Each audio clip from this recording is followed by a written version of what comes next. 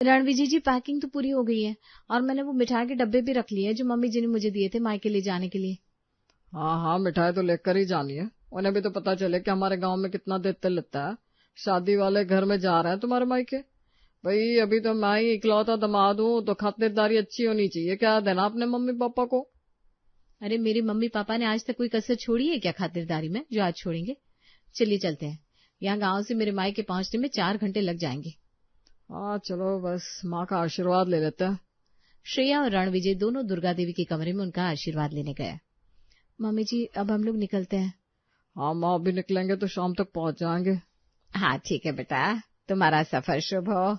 रणविजय बेटा, तू ससुराल जा रहा है तो वहाँ थोड़ा रौब में रहना, आखिर तो उस घर का जवाई है। हम भी देखे जरा कैसी खातिरदारी करते हैं अपने जवाई की। हाँ और नहीं तो क्या। रणविजय देख, जब तक वो लोग 4 बार खाने के लिए ना बोले खाना मत। कम हंसना, थोड़ी अक्कड़ दिखाना और नखरे करना। अरे दीदी, ऐसा क्यों बोल रही है? जमाई भी तो आखिर घर का बेटा ही होता है ना। यह देखो, ये श्रेया, तू इसे अपने मायके वालों के हाथ की कठपुतली बना देगी। अरे जमाई थोड़ा रौब में रहे, थोड़े नखरे करे, तभी जमाई की इज्जत होवे ससुराल में। सुमन, एक काम कर, तू भी इन लोगों के साथ चली जा, तो उसके साथ रहेगी तो समझाती रहेगी। हाँ दीदी चलिए ना, वैसे भी श्रेया की बहन की शादी है, न्योता तो पूरे घर का ही आया है, तो आप भी चलिए। ठीक है, अब सब इतना बोल रहे हो तो मैं चलती हूँ।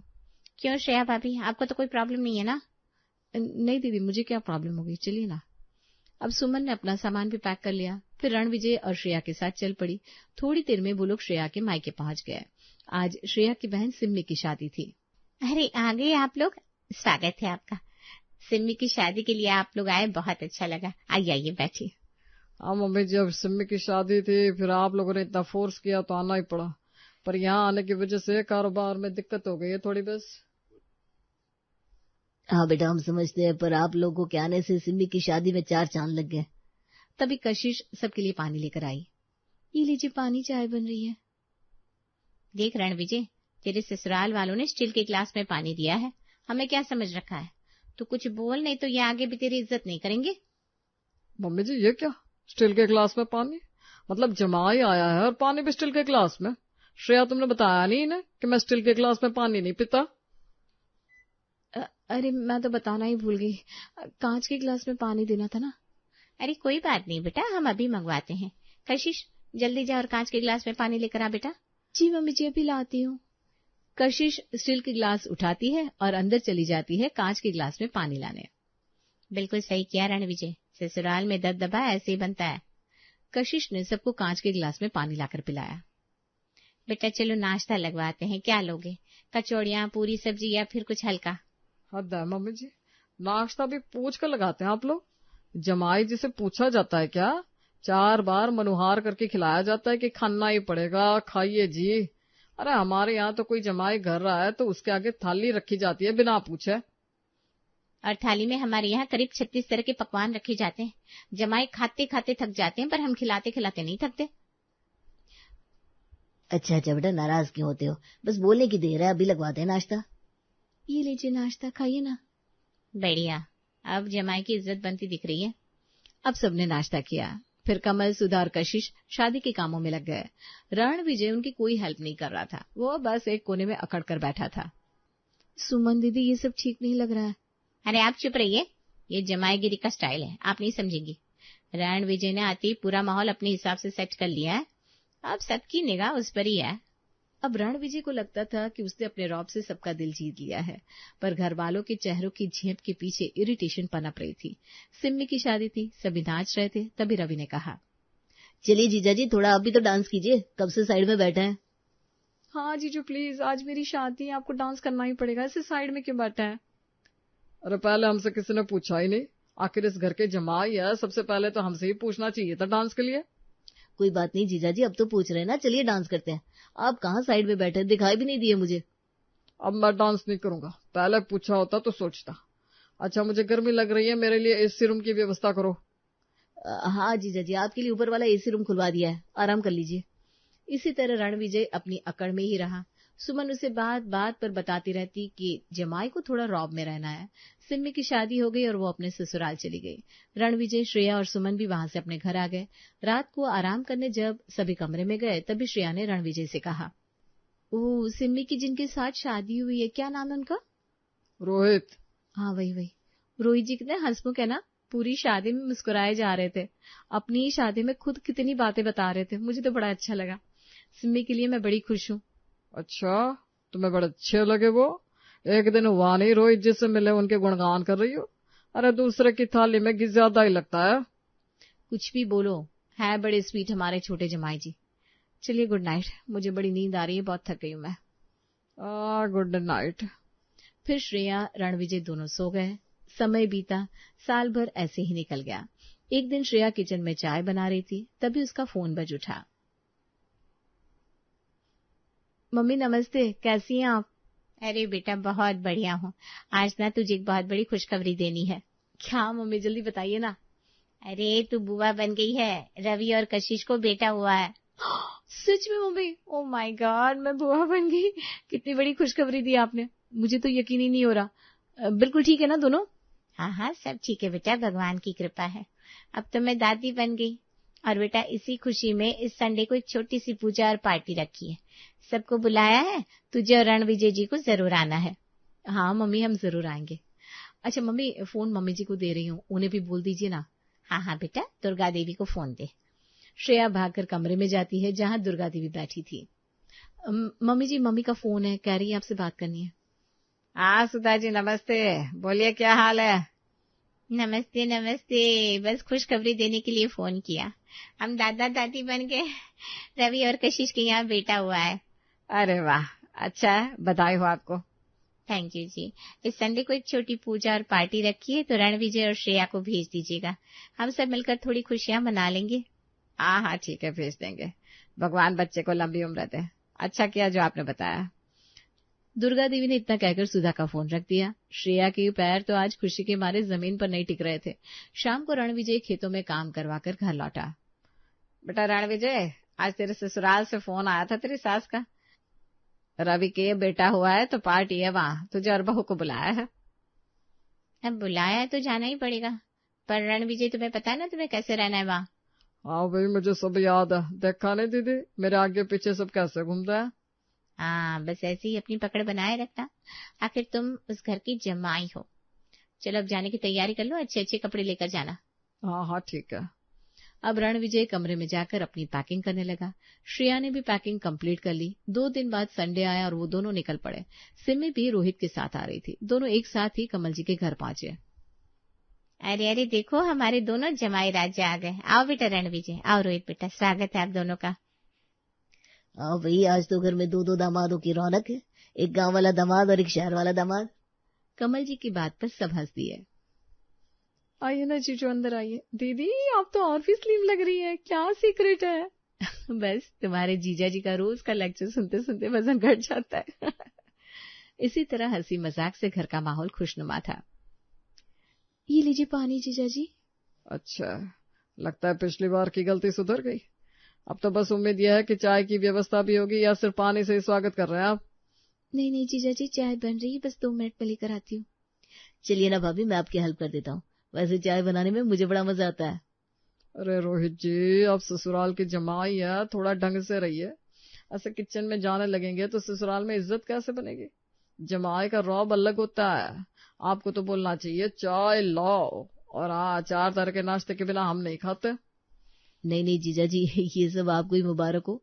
मुझे तो बस घर वालों के साथ टाइम बिताना अच्छा लगता है। वैसे भी मैं चाय बहुत अच्छी बनाता हूँ। चलिए ना भाभी, मिलकर बनाते हैं। अरे रहने दीजिए, आप बैठिए, मैं बना लूंगी। अरे नहीं नहीं, किचन सिर्फ औरतों का अड्डा थोड़े ना है, मैं भी हाथ आजमा लेता हूँ। चलिए ना भाभी, 2 लोग काम करेंगे तो काम आधे वक्त में हो जाएगा।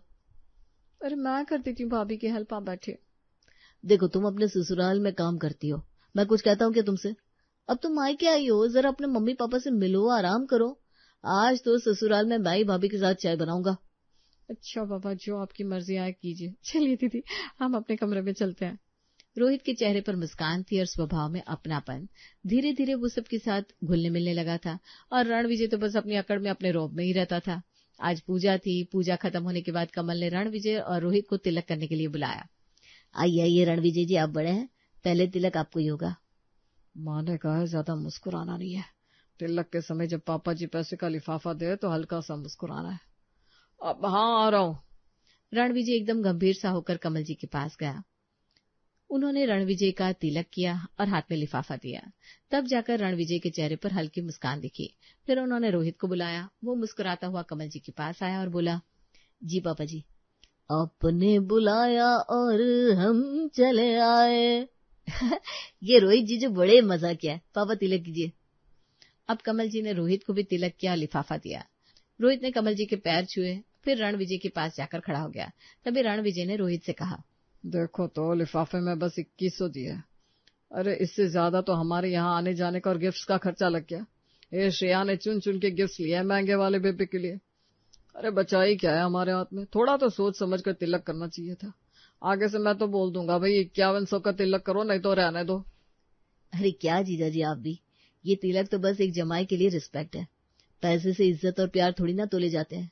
हमारा मन किया, हमने गिफ्ट दिया। उन्होंने क्या दिया उस पर तो मेरा ध्यान ही नहीं। देखो रोहित जी, थोड़ा संभल कर चलना चाहिए। अरे हम यहाँ के जवाई हैं, यहाँ से हमारा लेने का पूरा हक बनता है। मैं तो आपकी बातों से एग्री नहीं करता। कोई बात नहीं, अपनी अपनी सोच है। अरे कशिश भाभी, रवि भैया, श्रेया दीदी, सिम्मी, चलो ना, हम सब आज बाहर घूम कर आते हैं। पापा जी ने मुझे पैसे दिए हैं तो आज पार्टी तो होनी चाहिए। अरे रोहित जी, वो पैसे आपके हैं, आप रखिए, पार्टी तो शाम को है ही। हाँ रोहित जी, आपने कह दिया, यही बहुत बड़ी बात है। अरे पैसों को रखकर कौन सा अचार डालना है। चलिए ना भाभी, अभी हम सब साथ में, बड़ा मजा आएगा। सिमी बता रही थी यहाँ बहुत अच्छा शॉपिंग मॉल खुला है पास में, तो हम सब वहीं चलेंगे। चलिए फटाफट रेडी हो जाइए। अब ये रोहित जी कहाँ मानने वाले हैं बोलने से। जाओ बच्चों, तुम सब घुमाओ, मैं यहाँ पार्टी की तैयारी देख लूंगी। रणविजय जी आप भी जाइए, सबके साथ घुमाइए। हाँ जीजा जी, आप भी चलिए ना, बहुत अच्छा लगेगा आपको। सबसे बात करने से पहले मुझसे पूछना चाहिए था।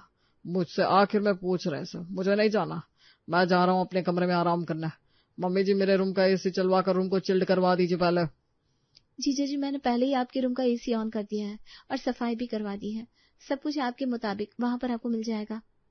रोहित जी का कमरा ठीक किया कि नहीं? वो भी तो इस घर के जमाई है। अरे वो तो हम सब में ऐसे घुल मिल जाते हैं, कौन सा कमरे में रहते हैं। और कमरा किसको चाहिए, अपने कमरे में तो हम लोग हर दिन रहते हैं। आज तो पार्टी के बाद हम सब हॉल में बिस्तर लगाएंगे और अंताक्षरी खेलेंगे। चलिए अब देर हो रही है। रणविजय अब अकेला रह गया था। उसकी खातिरदारी तो पूरी हो रही थी, किसी चीज की कोई कमी नहीं थी, पर कोई उससे हंस के मुस्कुरा के बात नहीं कर रहा था। वहीं रोहित अपने मिलनसार स्वभाव की वजह से सबके दिलों में अपनी जगह बनाता जा रहा था। सभी घूमने चले गए और शाम को पार्टी के वक्त सभी घर लौट आए। अरे आ गए सब, बस मेहमान भी आने लगे हैं अब।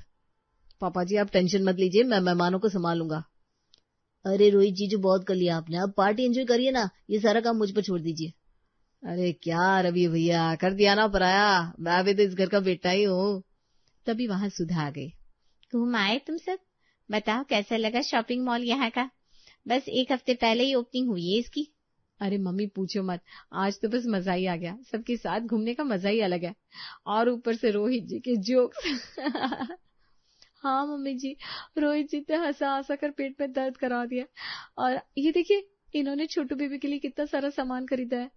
अरे इसकी क्या जरूरत थी रोहित जी, आप तो पहले ही इतने गिफ्ट्स लेकर आए हैं। मम्मी ये इतना नहीं सोचते, इनको बच्चे के लिए चीजें पसंद आई तो इन्होंने ले ली।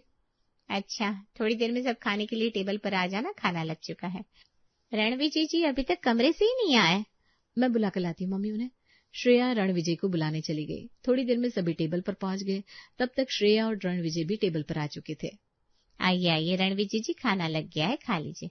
रोहित बेटा आप भी बैठिए ना। मम्मी जी पापा जी, मेरी थाली में बस 2 मिठाइयाँ। अरे मैं इस घर का बड़ा जमाई हूँ, 4 तरह की मिठाई बिनना नहीं होगा मेरा। हमारे गांव में तो जमाई को कितना खिलाया जाता है आपको पता ही है। यहाँ तो सबके लिए एक जैसे ही पकवान बने। वो पार्टी में एक जैसा ही खाना बना है, पर आप गुस्सा मत कीजिए, मैं आपके लिए और मिठाइयाँ मंगवाता हूँ। हाँ ठीक है, तभी खाऊंगा मैं। रोहित बेटा आप भी खाने बैठ जाइए, आपके लिए भी मंगवाते हैं मिठाइयाँ। अरे नहीं नहीं मम्मी जी, इसकी कोई जरूरत नहीं है। मीठा तो आप जीजा जी को खिलाइए, मैं तो रवि भैया के साथ एक ही थाली में खाना खाऊंगा। जीते रहो बेटा, मुझे तो आप में और रवि में कोई फर्क ही नहीं लगता। अच्छा आप सब बैठ कर खाना खाइए।